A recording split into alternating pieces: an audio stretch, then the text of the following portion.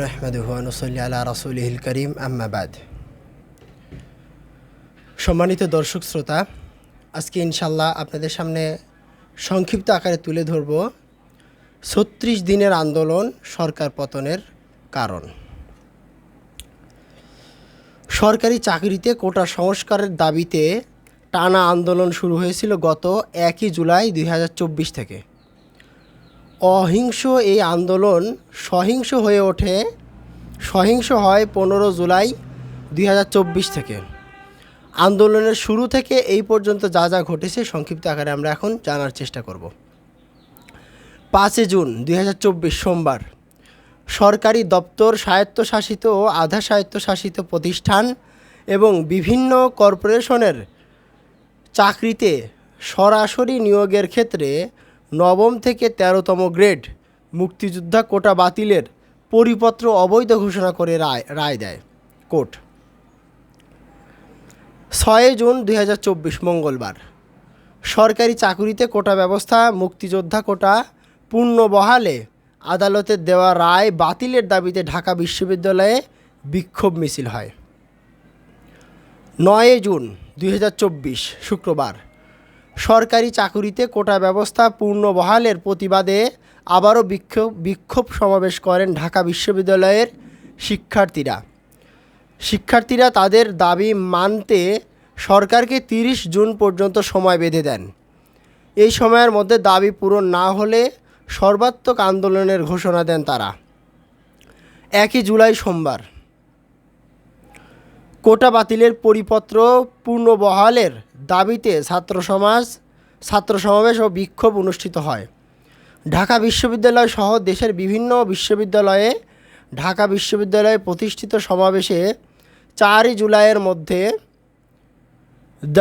দাবির বিষয়ে চূড়ান্ত সুরাহার আহ্বান জানানো হয়। এই সময় বৈষম্য বিরোধী ছাত্র আন্দোলনের পক্ষ থেকে ৩ দিনের কর্মসূচির ঘোষণা দেওয়া হয়।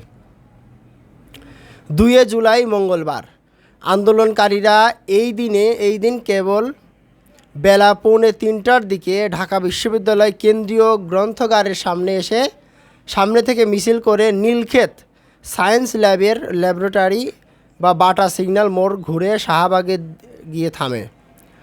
সেখানে তারা ১ ঘন্টা অবরোধ কর্মসূচি পালন করেন। ৩ জুলাই বুধবার, এই দিন আন্দোলনকারীরা ঢাকার শাহবাগ মোড় ১.৫ ঘন্টার মতো অবরোধ করে রাখেন। একই দাবিতে আরও ৬টি বিশ্ববিদ্যালয়ের শিক্ষার্থীরা বিক্ষোভ ও অবরোধ করেন। ৪ জুলাই বৃহস্পতিবার, সরকারি চাকুরিতে সরাসরি নিয়োগের ক্ষেত্রে মুক্তিযোদ্ধা কোটা বাতিলের পরিপত্র অবৈধ ঘোষণার বিষয়ে হাইকোর্টের রায় আপিল বিভাগে স্থগিত হয়নি। প্রধান বিচারপতি ওবায়দুল হাসানের নেতৃত্বাধীন ৬ সদস্যের আপিল বিভাগ নট টুডে বলে আদেশ দেন।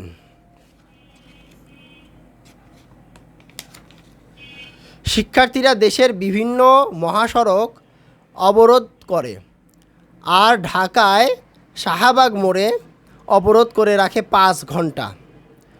৫ জুলাই শুক্রবার, ছুটির দিন শুক্রবার বিক্ষোভ ও সড়ক অবরোধ করে আন্দোলনকারীরা। চট্টগ্রাম, খুলনা ও গোপালগঞ্জে সড়ক অবরোধ। ৬ জুলাই শনিবার, দেশের বিভিন্ন বিশ্ববিদ্যালয়ের আগের দিনের মতোই বিক্ষোভ ও অবরোধ কর্মসূচি পালন করা হয়। এই সময় আন্দোলনকারীরা সব বিশ্ববিদ্যালয় ও কলেজ ক্লাস পরীক্ষা বর্জন, ছাত্র ধর্মঘট এবং সারা দেশে সড়ক মহাসড়ক অবরোধের ডাক দেন। এর নাম দেওয়া হয় বাংলা ব্লকেড। ৭ জুলাই সোমবার, বাংলা ব্লকেডে স্থবির রাজধানী অনির্দিষ্টকালের জন্য বিশ্ববিদ্যালয় ও কলেজ ক্লাস ও পরীক্ষা বর্জনের ঘোষণা। ৮ জুলাই সোমবার, ঢাকার ১১টি স্থানে অবরোধ, ৯টি বিশ্ববিদ্যালয় বিক্ষোভ, 3টি স্থানে রেলপথ অবরোধ এবং 6টি মহাসড়ক অবরোধ। সরকারি চাকুরিতে সব গ্রেডে অযৌক্তিক ও বৈষম্যমূলক কোটা বাতিল করে শুধু সংবিধান অনুযায়ী অনগ্রসর জনগোষ্ঠীর জন্য ন্যূনতম কোটা রেখে সংসদে আইন পাশের দাবি। ৯ জুলাই মঙ্গলবার, হাইকোর্টের রায় স্থগিত চেয়ে 2 শিক্ষার্থীর আবেদন। আন্দোলনের অংশ হিসেবে শিক্ষার্থী ও চাকরি প্রত্যাশীরা 4 ঘন্টা পর অবরোধ তুলে নেন।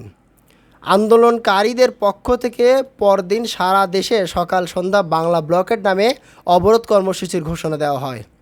10ই জুলাই বুধবার সরকারি চাকুরিতে সরাসরি নিয়োগ, নবম থেকে 13তম গ্রেড কোটায় বিষয়ে পক্ষগুলোর 4 সপ্তাহের জন্য স্থিতাবস্থা অবস্থায় রাখতে নির্দেশ আপিল বিভাগের। প্রধান বিচারপতি ওবায়দুল হাসান বলেন, আমি প্রথম দিনই বলেছিলাম রাস্তায় স্লোগান দিয়ে রায় পরিবর্তন হয় না। এটা আজকে না। আমি যখন আন্তর্জাতিক অপরাধ ট্রাইব্যুনালে ছিলাম তখন একটি মামলায় বলেছিলাম রাস্তায় স্লোগান দিয়ে রায় পরিবর্তন করা যায় না। এটি সঠিক পদক্ষেপ না। আজকের মতো এখানেই শেষ করছি। পরবর্তী পর্বে ইনশাল্লাহ পুরোপুরি দেওয়ার চেষ্টা করব। আসসালামু আলাইকুম ওয়া রাহমাতুল্লাহি ওয়া বারাকাতুহু।